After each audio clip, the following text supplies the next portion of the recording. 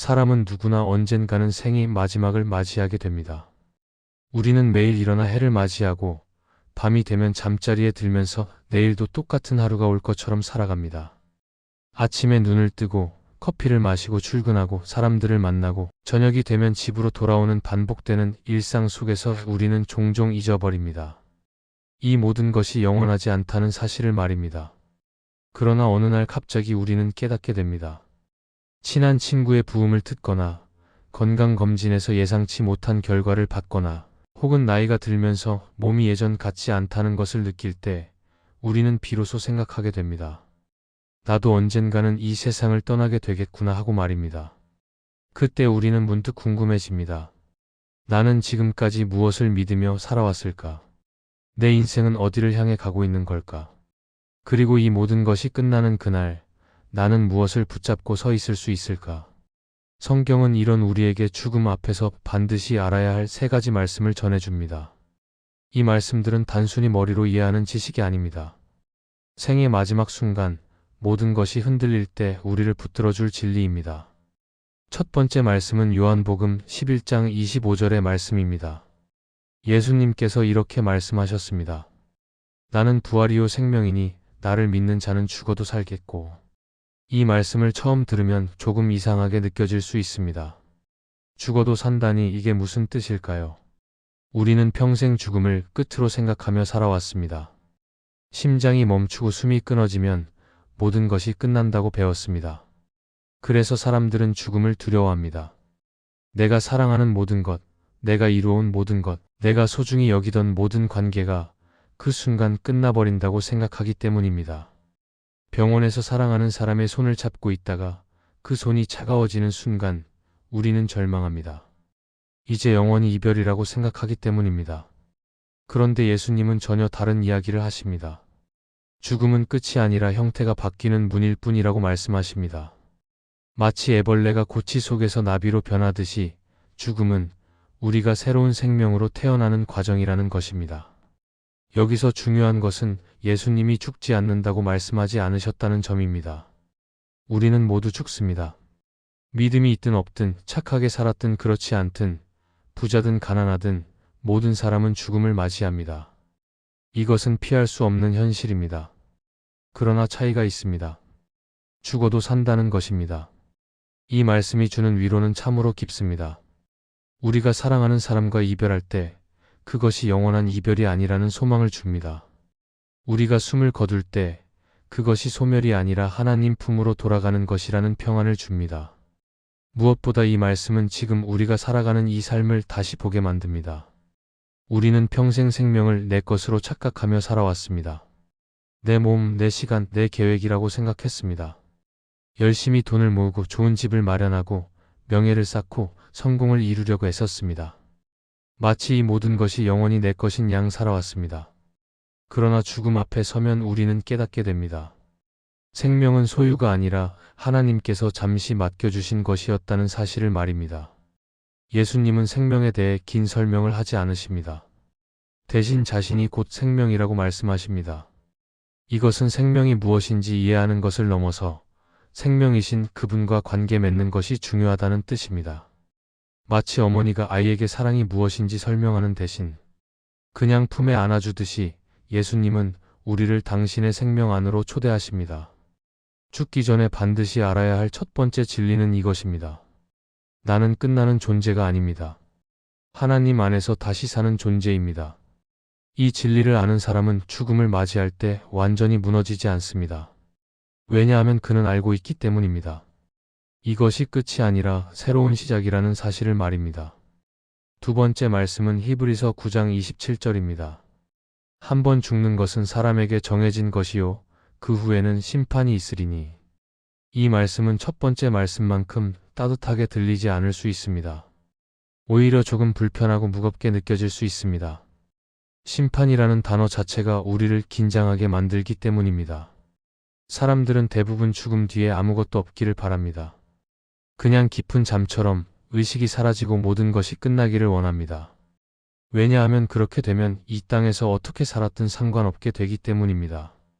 내가 저질렀던 잘못도, 상처 주었던 사람들도, 후회스러운 선택들도 모두 사라지게 될 테니까요. 그러나 성경은 분명히 말합니다. 죽음은 끝이 아니라 하나님 앞에 서는 순간이라고. 우리가 살아온 인생에 대해 답해야 하는 순간이라고 말입니다. 처음에는 이 말씀이 두렵게 느껴질 수 있습니다. 내가 얼마나 많은 실수를 했는지, 얼마나 많은 사람에게 상처를 주었는지, 얼마나 이기적으로 살았는지를 생각하면 심판 앞에 설 용기가 없어 보입니다. 그런데 조금만 더 깊이 생각해보면 이 심판이라는 것이 단순히 우리를 벌주기 위한 것이 아님을 알게 됩니다. 오히려 이것은 하나님의 깊은 배려입니다. 만약 죽음 뒤에 아무것도 없다면 어떻게 될까요? 평생 선하게 살려고 애쓴 사람과 악하게 산 사람 사이에 아무런 차이가 없게 됩니다. 정의롭게 살려고 노력한 사람이나 불의하게 산 사람이나 결국 똑같은 무로 돌아간다면 도대체 선하게 산다는 것이 무슨 의미가 있을까요? 심판이 있다는 것은 하나님이 우리의 삶을 기억하신다는 증거입니다.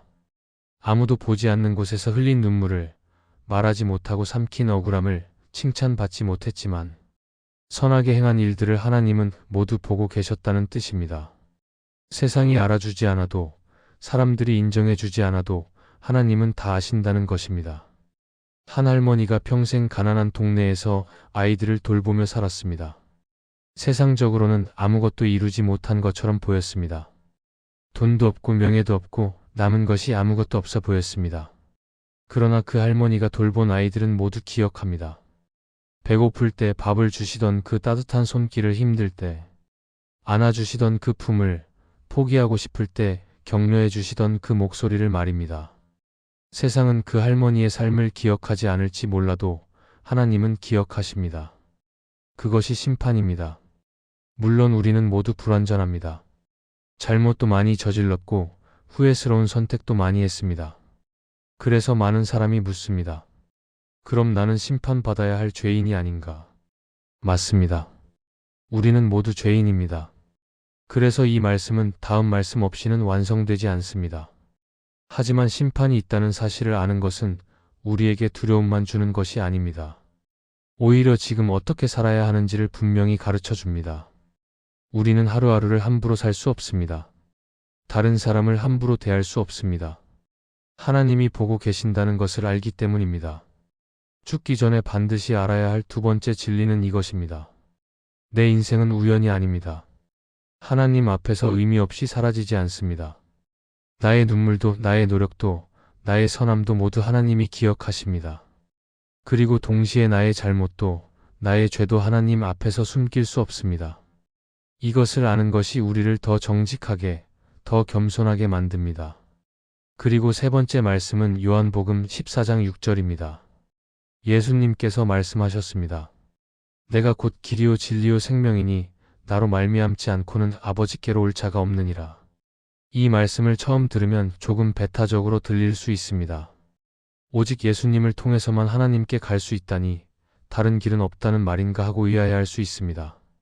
그러나 이 말씀의 본질을 이해하려면 당시 상황을 생각해 봐야 합니다. 제자들은 두려워하고 있었습니다. 예수님이 곧 떠나신다는 말씀을 듣고 길을 잃은 것처럼 느꼈습니다. 도마가 물었습니다. 주님, 우리는 주께서 어디로 가시는지도 알지 못하는데 그 길을 어떻게 알겠습니까? 이것은 단순히 길을 묻는 질문이 아니었습니다. 불안과 두려움 속에서 터져나온 절규였습니다. 우리도 인생의 끝자락에 가면 비슷한 질문을 하게 됩니다. 나는 어디로 가는가? 무엇이 옳은 길인가? 나는 어떻게 되는가? 평생 열심히 살았지만 정작 어디로 가고 있는지 확신이 서지 않습니다. 수많은 종교와 철학이 각자 다른 답을 제시합니다. 어떤 이는 선행을 쌓으라고 하고, 어떤 이는 깨달음을 얻으라고 하고, 어떤 이는 규칙을 지키라고 합니다. 그런데 예수님은 방법을 제시하지 않으십니다. 단계별 지침을 나열하지도 않으십니다. 대신 한 인격으로 서서 말씀하십니다. 내가 길이다. 내가 진리다. 내가 생명이다. 이것은 참으로 놀라운 선언입니다. 길은 원래 따라가는 것입니다. 우리는 지도를 보고 표지판을 확인하고 방향을 정해서 갑니다. 그런데 예수님은 자신이 그 길이라고 말씀하십니다. 따라가야 할 길이 아니라 함께 가시는 분이라는 것입니다. 진리는 원래 찾아서 깨달아야 하는 것인데 예수님은 자신이 그 진리라고 하십니다. 생명도 마찬가지입니다. 우리가 얻어야 할 무엇이 아니라 예수님 자신이 생명이라는 것입니다. 이것이 무엇을 의미하는지 생각해 보십시오. 우리는 평생 올바른 길을 찾으려고 애썼습니다. 책을 읽고 명상을 하고 수행을 하며 진리를 깨닫고자 했습니다. 건강을 위해 운동하고 약을 먹고 생명을 연장하려고 노력했습니다. 그런데 예수님은 이 모든 것이 한 분 안에 있다고 말씀하십니다. 이 말씀은 잘 살아온 사람만을 위한 것이 아닙니다. 오히려 길을 잃은 사람, 후회가 많은 사람, 마지막에 와서야 깨닫는 사람을 위한 말씀입니다. 십자가에 달린 강도를 생각해 보십시오. 그는 평생 잘못된 길을 걸었습니다. 도둑질하고 사람들을 해치며 살았습니다. 이제 십자가에 달려 죽음을 앞두고 있습니다. 더 이상 할 수 있는 일이 아무것도 없습니다. 선행을 쌓을 시간도, 죄를 보상할 기회도 없습니다. 그런데 그가 옆에 달린 예수님을 보며 말합니다. 예수여, 당신의 나라에 임하실 때 나를 기억하소서. 그 순간 예수님이 답하십니다. 오늘 내가 나와 함께 낙원에 있으리라. 이것이 은혜입니다. 구원이 우리의 성취가 아니라 관계라는 증거입니다. 죽음 앞에서는 우리가 평생 쌓아온 모든 것이 의미를 잃습니다. 학벌도 경력도 재산도 명예도 아무 소용이 없습니다. 변명도 통하지 않습니다. 다른 사람과 비교하는 것도 무의미합니다. 자랑할 것도 없습니다. 오직 한 가지 질문만 남습니다. 나는 누구에게 내 인생을 맡겼는가? 한 노인이 병원 침대에 누워 있었습니다. 평생 성실하게 살았습니다. 일도 열심히 했고 가족도 잘 돌봤습니다. 그런데 죽음을 앞두고 불안했습니다. 내가 충분히 잘 살았는가? 내가 실수한 것들은 어떻게 되는가? 그때 손자가 와서 손을 잡으며 말했습니다. 할아버지, 예수님을 믿으세요. 그분이 할아버지를 받아주실 거예요. 노인은 눈물을 흘리며 기도했습니다. 예수님, 저는 부족합니다. 하지만 당신을 믿습니다. 그 순간 평안이 찾아왔습니다. 죽기 전에 반드시 알아야 할 마지막 진리는 이것입니다. 구원은 우리의 성취가 아니라 관계입니다. 길은 우리가 찾는 것이 아니라 우리를 부르시는 분을 믿는 것입니다. 생명은 우리가 얻는 것이 아니라 생명이신 분께 우리 자신을 맡기는 것입니다. 이 세 말씀은 죽음의 순간에만 필요한 것이 아닙니다. 오늘을 사는 우리에게 삶의 방향을 다시 잡아주는 말씀입니다. 우리는 모두 마지막을 향해 가고 있습니다. 매일 한 걸음씩 그날에 가까워지고 있습니다. 그러나 이 말씀을 아는 사람은 마지막을 두려움이 아니라 준비된 평안으로 맞이할 수 있습니다. 부활과 생명이신 예수님을 믿기에 죽음이 끝이 아님을 압니다. 심판이 있다는 것을 알기에 오늘 하루를 함부로 살지 않습니다. 예수님이 길이요 진리요 생명이심을 믿기에 흔들리지 않고 그분께 나아갑니다. 이 진리를 붙드는 사람은 눈을 감는 순간에도 완전히 무너지지 않습니다. 왜냐하면 그는 알고 있기 때문입니다. 이것이 끝이 아니라 돌아감이라는 사실을, 심판이 두려움이 아니라 하나님의 기억이라는 사실을, 그리고 자신을 인도하실 분이 함께 계시다는 사실을 말입니다. 그래서 마지막 숨을 거둘 때 평안히 말할 수 있습니다. 주님, 제가 돌아갑니다. 지금 이 말씀이 당신의 마음에 작은 울림으로 남아있다면 그것은 우연이 아닙니다. 우리는 언젠가 모두 마지막 순간을 맞이합니다. 그날을 두려움으로 맞이할지 평안으로 맞이할지는 오늘 무엇을 붙잡느냐에 달려 있습니다. 이 말씀이 필요할 누군가를 떠올리셨다면 지금 조용히 전해주세요. 말 한마디보다 이 말씀 하나가 그 사람의 마지막을 바꿀 수 있습니다. 구독과 좋아요는 채널을 위한 응원이기도 하지만 무엇보다 하나님의 말씀이 더 많은 영혼에게 닿게 하는 통로입니다. 오늘 이 말씀을 마음에 담고